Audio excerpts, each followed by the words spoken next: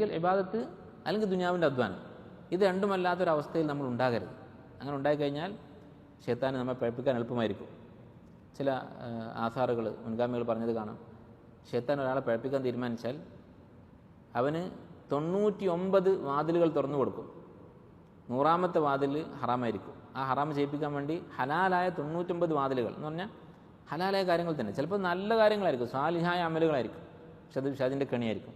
ഉദാഹരണത്തിന് ഇപ്പോൾ വളരെ ഫാജിറുകളായിട്ടുള്ള കുറേ ആളുകളുണ്ട്, അല്ലെങ്കിൽ വെറുതെ സമയം കൊല്ലികളായിട്ടുള്ള ആളുകൾ. നമ്മോട് പറയും അവരെ പോയിട്ടൊന്ന് ഉപദേശിക്കാം. അത് നല്ലൊരു കാര്യമാണ് ഉപദേശിക്കുക എന്നുള്ളത്, അവിടെ പ്രശ്നമൊന്നുമില്ല. പക്ഷേ ഉപദേശിച്ചിട്ട് എന്ത് ചെയ്യും? പിന്നെ നമ്മൾ അവരോട് കമ്പനി കൂടും, സുഹബത്ത്, അവർ നമ്മുടെ കൂട്ടുകാരായി മാറും. അത് ശരിയല്ല. അല്ലാഹു തആല വിശ്വാസികളോട് കൽപ്പിച്ചിട്ടുള്ള എന്താണ്? വസ്ബിർ നഫ്സക മഅല്ലദീന യദ്ഊന റബ്ബഹും ബിൽ ഗദാത്തി വൽ അശി. അള്ളാഹുവിനെ ഇബാദത്ത് ചെയ്യുന്ന ആളുകൾ, അവരുടെ കൂടെ നീ ഇരിക്കുക. വലാ തഅദു ഐനാക അൻഹും, അവരെ വിട്ട് നിൻ്റെ കണ്ണ് പോലും മാറിപ്പോകരുത്. അവരെ നോക്കാതെ മറ്റുള്ള ആളുകളെ നോക്കുക പോലും ചെയ്യരുത്. ഉദ്ദേശിക്കുന്നത് എന്താണ്? സുഹബത്ത് എന്ന് പറയുന്നത് സ്വാലിഹ്യങ്ങളുമായിട്ടായിരിക്കണം. മറ്റുള്ളവരോട് ബന്ധം പാടില്ല എന്നല്ല, അവരെ സംസാരിക്കാൻ പാടില്ല എന്നോ അവരോട് ഉപദേശിക്കാൻ പാടില്ല എന്നൊന്നുമല്ല. പക്ഷേ മോശം ആളുകളുമായി സുഹബത്ത് പാടില്ല.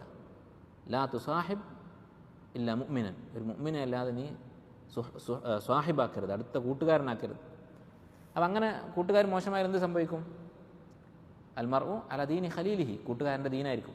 ഒരു ഉദാഹരണം പറഞ്ഞാൽ പതുക്കെ പതുക്കെ എന്ത് ചെയ്യും? ആദ്യം ദീനിനോടുള്ള ആവേശമൊക്കെ നഷ്ടപ്പെടും. ദീനൊക്കെ ഉണ്ടാവും, നിസ്കാരമൊക്കെ ഉണ്ടാവും, പക്ഷേ സുന്നത്തുകളൊക്കെ കുറയും.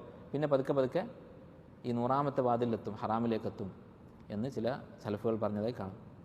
അപ്പോൾ അങ്ങനെ ഒരു അവസ്ഥ പ്രത്യേകിച്ച് ഇക്കാലത്ത് നമുക്കറിയാം. ഇപ്പോൾ ഒഴിവ് സമയം ഉണ്ടായാൽ എന്താ സംഭവിക്കുക എന്നുള്ളത് പറയേണ്ട ആവശ്യമില്ല, അവനവൻ ചിന്തിച്ചാൽ മതി. ഒഴിവ് സമയം അത് ഒരു ബിസിനസ്സാണ്. നമ്മുടെ ജീവിതത്തിൽ എത്ര ഒഴിവ് സമയമുണ്ടോ അതിനനുസരിച്ച് ചില ആളുകൾക്ക് ലാഭം ഉണ്ടായിക്കൊണ്ടിരിക്കും. അത് വിറ്റ് നമ്മുടെ ഒഴിവ് സമയം വിറ്റിട്ട് ജീവിക്കുന്ന ലക്ഷക്കണക്കിന് ആളുകളുണ്ട് ലോകത്ത്, വ്ളോഗർമാരായിട്ടും പരസ്യക്കാരായിട്ടും കമ്പനികളായിട്ടും. അപ്പോൾ ഈ ഒഴിവ് സമയം എന്നുള്ളത് അത് ബുദ്ധിപൂർവ്വം ബോധപൂർവ്വം ചിലവഴിച്ചിട്ടില്ലെങ്കിൽ നമ്മുടെ ദീന് നഷ്ടപ്പെടും. അതുപോലെ തന്നെ നമുക്ക് ദുനിയവിയായിട്ടും യാതൊരു ഖൈറും ഉണ്ടാവുകയില്ല.